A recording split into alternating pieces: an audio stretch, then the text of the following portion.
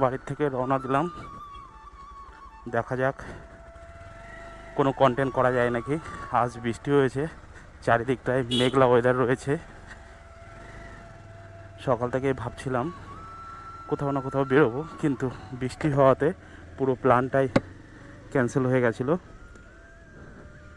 এই মুহূর্তে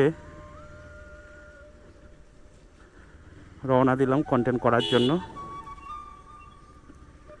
তো দেখা যাক কোথায় যাওয়া যায় আর তোমাদের জন্য কি প্রেজেন্টেশন তুলে ধরতে পারি, প্রাকৃতিক দৃশ্য বা এটসেট্রা, যাই হোক দেখা যাক কী তুলে ধরতে পারি আর কোথায় যেতে পারি।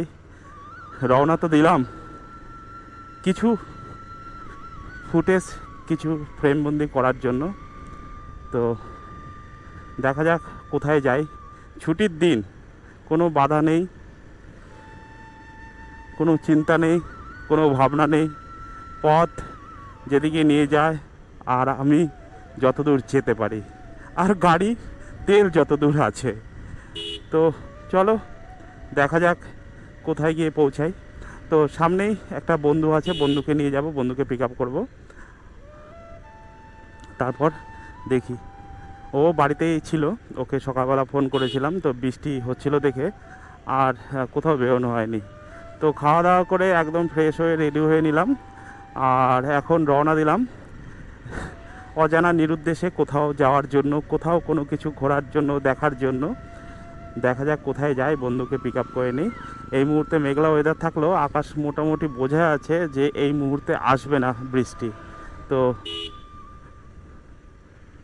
এর জন্য চিন্তা ভাবনা না করে বেরিয়েই পড়লাম, কারণ রাস্তায় যখন নেমেছি চলতে তো হবেই, আর সেই চলার পথে দাঁড়ালে হবে না,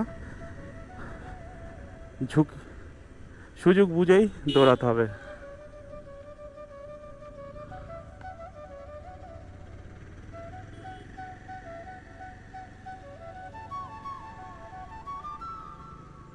বাহ, কত সুন্দর! দেখি বন্ধুকে পিক আপ করে নিয়ে আসি।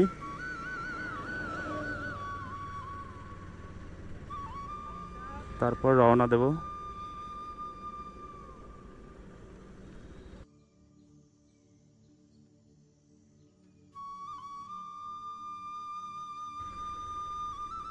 বৃষ্টি হলে এই একটা সমস্যা, গ্রামের দিকে রাস্তাগুলো অতটা একটা ভালো থাকে না, ফলে জল কাদা আর পরিস্থিতি এইরকমই কিছুটা হয়। যদিও অতটা পরিস্থিতি এই রাস্তায় ছিল, দীর্ঘদিন হয়তো মেরামত হয়নি, যে কারণে একটু কাদা কাদা ভাব তৈরি হয়েছে।